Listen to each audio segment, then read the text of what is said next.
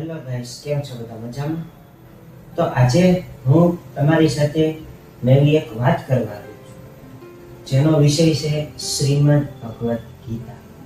તો શ્રીમદ ભગવદ્ ગીતા છે તો એ આપણે જરૂર કેમ પડી હતી? કારણ કે આપણે ખબર છે, એટલી તો આપણે ખબર છે કે અર્જુનને જરૂર પડી હતી. કઈ રીતે? તો કે જ્યારે આજથી 5000 વર્ષ પહેલા જ્યારે કુરુક્ષેત્રના મેદાનમાં અર્જુન પોતાના સ્વજનોને ભાળીને એની સામે યુદ્ધ કરવાના ભયને કારણે તે ડરી ગઈ અને તે મોહમાં આવી ગઈ. તેના કારણે તે છિદંતી મમ ગાત્રાણી મુખમ ચ કરી શુષ્યથી કહીને બેસી ગયો. તો આ બેસી ગયો તો ભગવાને એને એમ જ કીધું કે તારા માટે આ રેડી નથી, તું ક્ષત્રિય છો, તું યુદ્ધ કર, તું આગળ વધ. પણ તોય અર્જુન ન સમજો. એટલે ભગવાને ગીતાનું એટલું મોટું રહસ્યમય જ્ઞાન પીરસ્યું, જેમાં પહેલો ભગવાન આત્માનું જ્ઞાન સમજાવતા કહે છે, જે અધ્યાય 2 નો 23મો શ્લોક છે.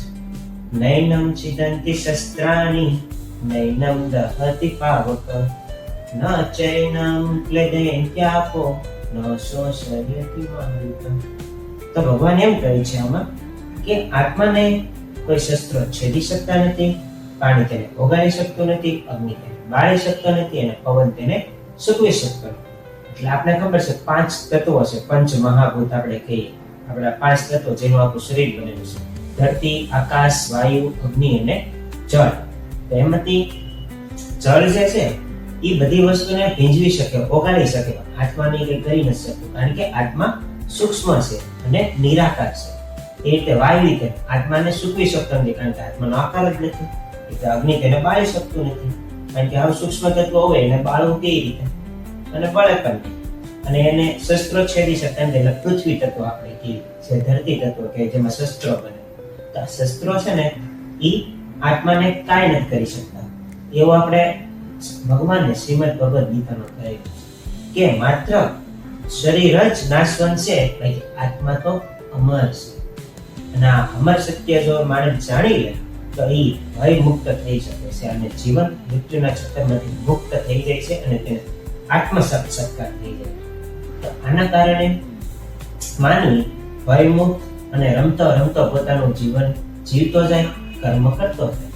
તો કર્મ માટે ત્યાં અલગથી ભગવાન કહે છે, અને આપણે નેક્સ્ટ પાર્ટમાં જોયું. પણ આત્માનું એટલું જ્ઞાન સમજવું જરૂરી છે કે એમાં ભગવાન એટલું કહે છે કે આત્મા કેમ, આપણે શરીર કેમ આપણે બીજા દિવસે નવા કપડાં પહેરી, એક દિવસે જૂના કપડાં આપણે કાઢી નાખીએ, પછી નવા કપડાં આપણે પહેરી, એવી રીતે આત્મા છે એ રીતે એક શરીર છોડે ને બીજું શરીર ધારણ કરે. આ તત્વ સમજવું જરૂરી છે, કારણ કે મૃત્યુના ઘણા બધા લોકોને ભય લાગતો હોય કે મારું મૃત્યુ થઈ જાય, મને વાગશે, દુઃખ છે, શું થાય? પણ એ ઘડીક જ થાય, ટેમ્પરરી પ્રક્રિયા છે. પણ જ્યારે આત્મા શરીરમાંથી નીકળી જાય ને પછી એ શરીર હાવ નશ્વર સમાન થઈ જાય. એટલે એ શરીરને કાંઈ ફરક ન પડે. એટલે આત્મા પછી નવું શરીર ધારણ કરે એમ. અને જો તમારે મોક્ષ જ જોતો હોય તો આપણે આત્માનું આ સૂક્ષ્મ તત્વ જે છે, સૂક્ષ્મ તત્વ એને સમજવું પડે. જો આ વસ્તુ તમે સમજો તો તમે મોક્ષની પ્રાપ્તિ કરી શકો, ભગવાનની ભક્તિ કરી શકો. અને ભગવાનની ભક્તિ દ્વારા જ આપણે ખબર હોય તો મોક્ષની પ્રાપ્તિ થઈ શકે છે. એટલા માટે આપણે એક વસ્તુ ગાઈડ બાંધી લેવી જોઈએ કે ભગવાનને આપણે સાથે રાખવાના. પહેલા ગમે ઈષ્ટદેવ હોય, 33 કોટી દેવી દેવતાઓ છે, તેમાંથી ભલે તમે ગમે એને માનતા હોય, પણ ગમે ભગવાનની પૂજા અર્ચના ભક્તિ કરીને તમે મોક્ષને પામી શકો છો અને આ જન્મ મરણના ચક્રમાંથી મુક્ત થઈ શકો છો.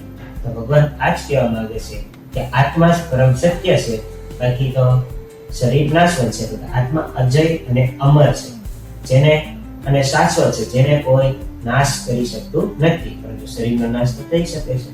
તો આ જ વસ્તુ ભગવાન કહેવા માંગે છે.